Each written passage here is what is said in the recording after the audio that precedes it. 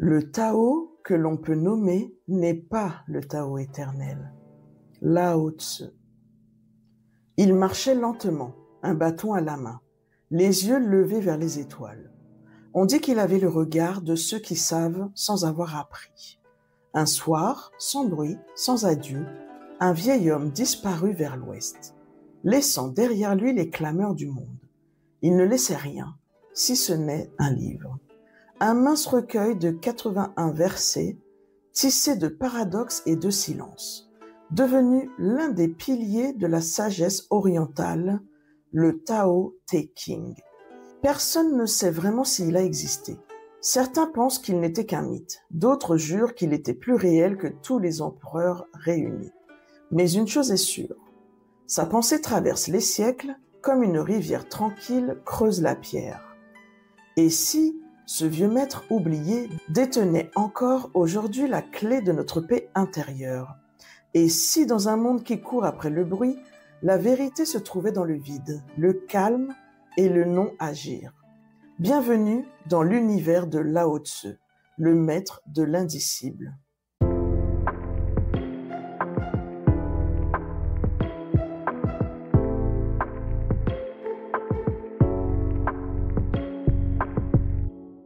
On dit qu'il est né sous la dynastie des Zhou, dans un petit village du Henan, au cœur de la Chine ancienne.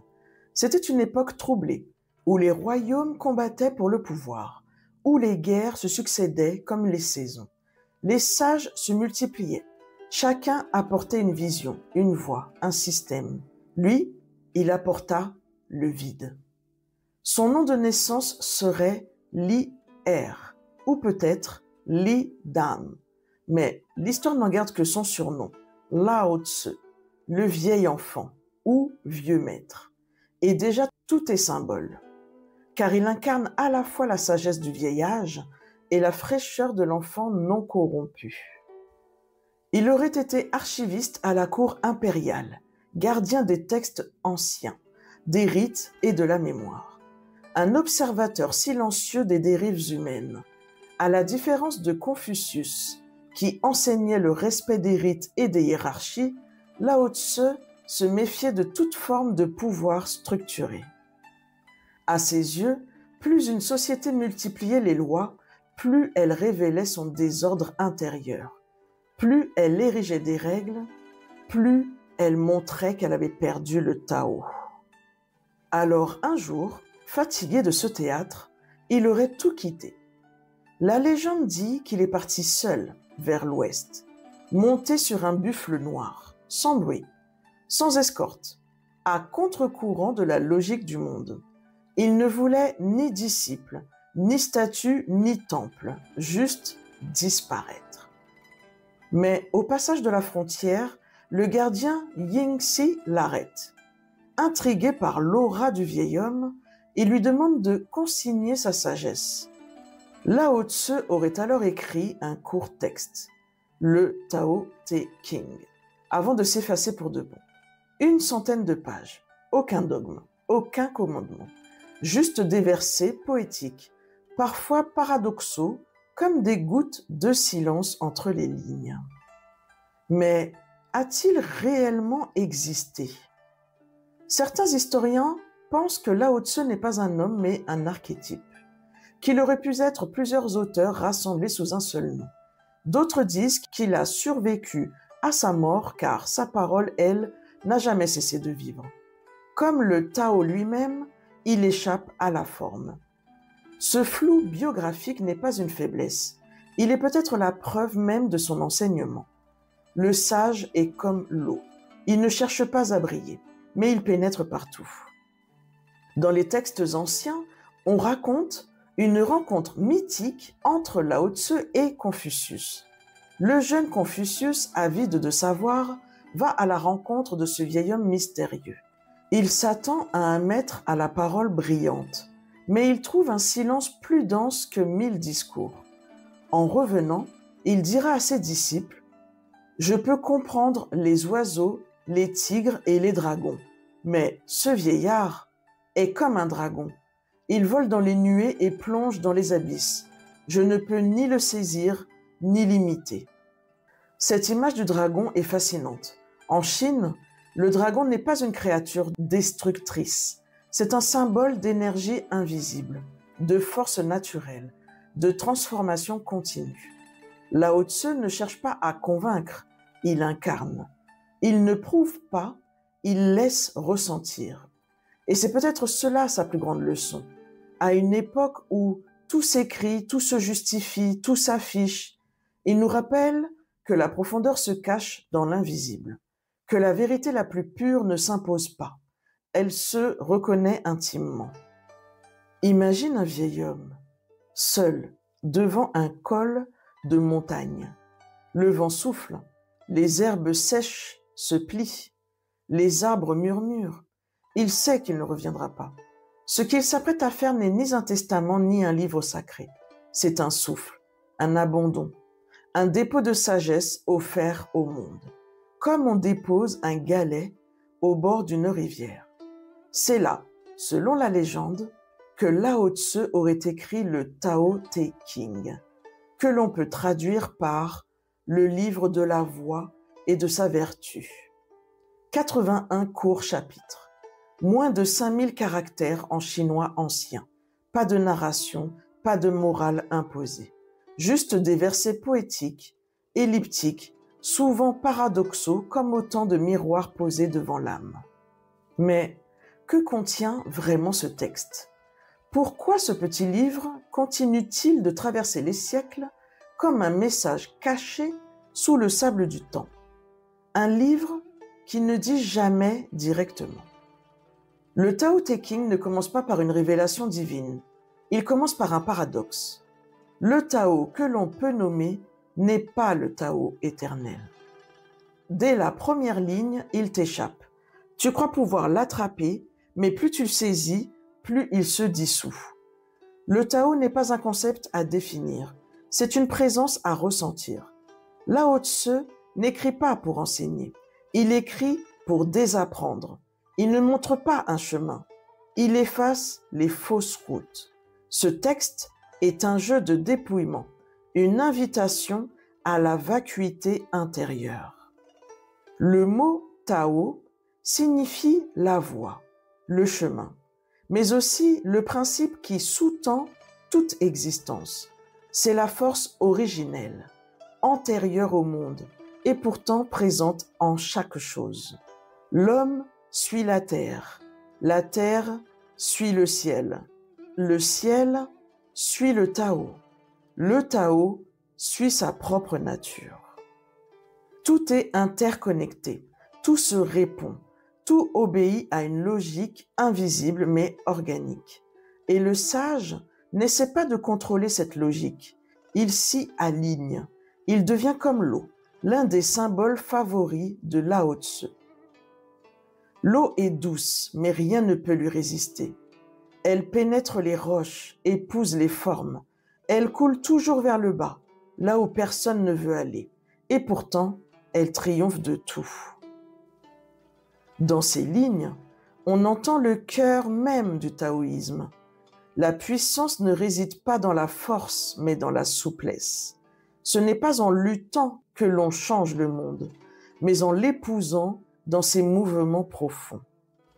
Le Tao Te Ching est truffé de formules qui défient la logique. Celui qui sait ne parle pas, celui qui parle ne sait pas. La faiblesse l'emporte sur la force. Quand on abandonne l'intelligence, la paix revient. Ces paradoxes ne sont pas là pour troubler, ils sont des cléments du langage taoïste, destinés à court-circuiter le mental. Le but n'est pas de comprendre intellectuellement, mais de ressentir intuitivement. C'est un peu comme écouter le vent.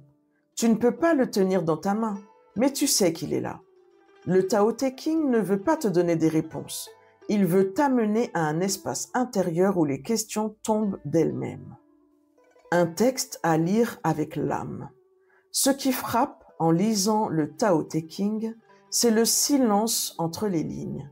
Comme si chaque mot était pesé, ciselé, puis laissé en suspens, pour que ce soit toi qui termine la phrase. Là où les autres textes philosophiques argumentent, Lao Tse chuchote. Là où les autres affirment, il interroge sans bruit. Lire ce texte, c'est plonger en soi-même.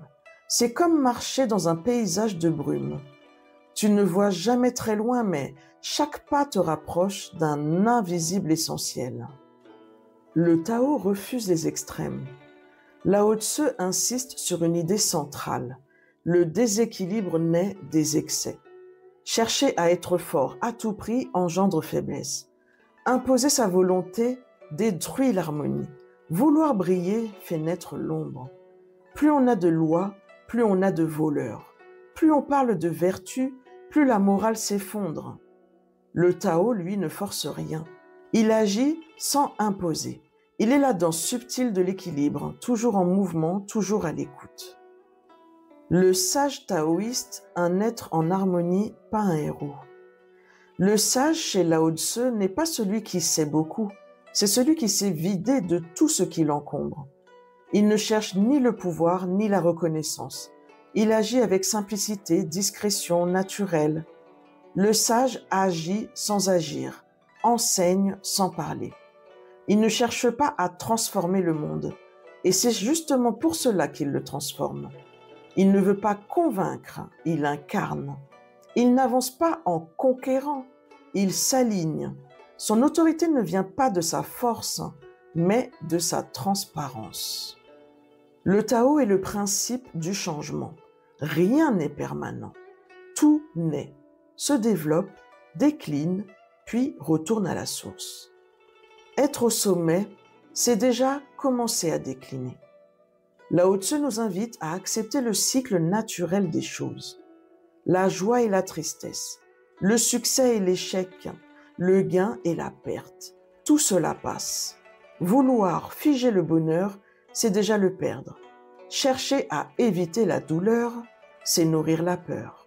Le Tao nous enseigne à accueillir, à accompagner, à épouser le flux de la vie. Qui se dresse sur la pointe des pieds ne tient pas longtemps debout. Qui se montre brillant n'illumine rien. Qui se vante ne mérite pas la confiance. Qui se glorifie ne dure pas. Lao Tse. Nous vivons dans une époque qui sacralise la visibilité. Il faut briller, s'imposer, montrer qu'on existe. Le succès est souvent associé au bruit, à la démonstration et à la domination. Mais Lao Tse, lui, nous parle de l'invisible, de ce qui se retire, de ce qui agit sans se faire remarquer. Il nous enseigne que la vraie puissance est discrète, qu'elle n'a pas besoin de se proclamer pour transformer. Dans son univers, l'humilité n'est pas une faiblesse, c'est une stratégie cosmique. Le plus haut bien est comme l'eau. Elle nourrit toute chose sans rien attendre en retour. Elle s'installe là où personne ne veut aller. L'humilité véritable, ce n'est pas se rabaisser, c'est avoir conscience de sa place dans le grand tout, sans avoir besoin de l'exhiber. C'est faire ce qui est juste et non ce qui est visible. L'ego veut contrôler. Il veut une image, un rôle, une validation. Mais le Tao ne passe pas à travers les corps pleins. Il circule là où il y a de l'espace. Regarde une roue. Ce qui permet au chariot d'avancer, ce ne sont pas les rayons, mais le vide au centre. 30 rayons convergent au moyeu. Mais c'est le vide au centre qui fait tourner la roue. On façonne l'argile pour en faire un vase, mais c'est le vide à l'intérieur qui contient ce qu'on y verse. Dans la pensée de Lao Tse, le vide n'est pas le néant, c'est un espace fertile. Le vide, c'est l'ouverture, la réceptivité, la souplesse intérieure qui permet à la vie de circuler sans entrave. Le sage, dit Lao Tse, ne cherche pas à guider les autres. Il incarne le Tao simplement. Il est sans avoir besoin d'être vu. Le meilleur dirigeant est celui que les gens suivent presque sans savoir qu'il existe. Quand sa tâche est accomplie, les gens disent « c'est nous qui l'avons fait ». Ce n'est pas de l'effacement, c'est un art supérieur de présence. Celui qui n'ajoute rien à lui-même ne fait pas obstacle à ce qui est plus grand que lui. Le sage ne tire pas vers lui. Il laisse l'énergie passer à travers lui. Il est canal, pas projecteur. Plus tu veux être fort, plus tu crées des résistances. Plus tu veux convaincre, plus tu génères du rejet. Mais plus tu te dépouilles, plus tu deviens transparent et plus tu laisses passer la lumière. Celui qui se place derrière est placé devant. Celui qui s'efface est mis en avant. Parce qu'il ne rivalise avec personne, personne ne peut rivaliser avec lui. Tu reconnais ici le pouvoir du non-pouvoir, une philosophie si contraire à nos réflexes modernes qu'elle semble presque irréelle. Mais regarde la nature. Le fruit tombe quand il est mûr, il ne force pas. La graine pousse en silence, sans se vanter. C'est cette logique du Tao. L'effort juste, le geste épuré, l'absence d'orgueil et pourtant une influence profonde. Et toi, dans ta vie quotidienne, où peux-tu revenir à l'essentiel? Dans ta manière d'écouter quelqu'un sans avoir besoin de répondre? Dans tes choix, faire ce qui est aligné, pas ce qui impressionne? Dans ton rapport à toi-même, lâcher le masque et oser l'espace nu du vrai? Peut-être que le plus grand courage n'est pas de t'imposer, mais de t'ouvrir au silence intérieur, à cette part de toi qui n'a rien à prouver. Lao Tse n'a jamais cherché à être suivi. Il n'a jamais créé de dogme ni de temple. Et pourtant, son souffle traverse encore les âmes, plus de 2000 ans après sa disparition. Aujourd'hui, dans un monde saturé d'ego, de contrôle et d'urgence, Lao Tse est plus que jamais un maître de l'essentiel. Il ne nous invite pas à nous élever au-dessus des autres, mais à nous aligner avec nous-mêmes. Son message est d'une simplicité déconcertante. Ralentis, écoute, laisse aller ce qui pèse, observe les rythmes naturels et agis, non pas en forçant, mais en dansant avec la vie. Le Tao est là, pas dans les mots, pas dans les dogmes, mais dans ton souffle, dans ta présence, dans ton silence. Tu n'as pas besoin de tout comprendre ni de tout contrôler. Le Tao ne te demande pas de croire, il t'invite juste à observer, à ressentir, à lâcher un peu. Je te remercie pour ton écoute et espère que cet épisode t'a aidé à prendre conscience. Pour continuer sur cette belle lancée, je t'invite à écouter l'épisode suivant. À très vite. Pour finir, je sais que je ne sais rien. Cherchons ensemble pour en savoir plus.